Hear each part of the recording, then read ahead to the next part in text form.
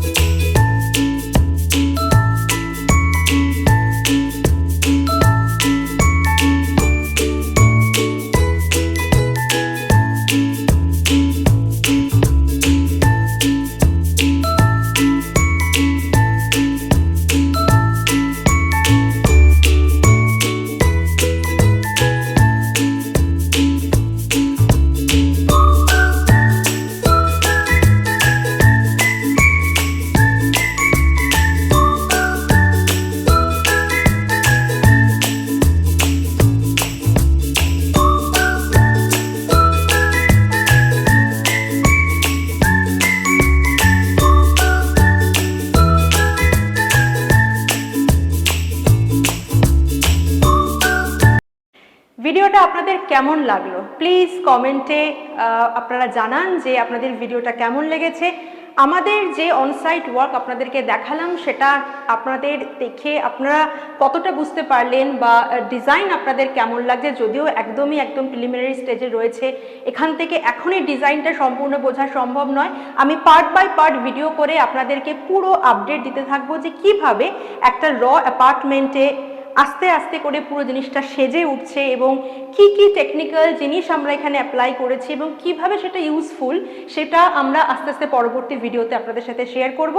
আমার এই ভিডিওটা শেয়ার করুন আপনার নিজস্ব লোকজনদের সাথে, আপনার বন্ধুবান্ধবের সাথে যারা রিসেন্টলি অ্যাপার্টমেন্ট বা ফ্ল্যাট নেওয়ার কথা ভাবছেন অথবা সামনে ইন্টেরিয়ার করার কথা ভাবছেন। Thank you very much for watching my video. Stay tune for the next video. Thank you.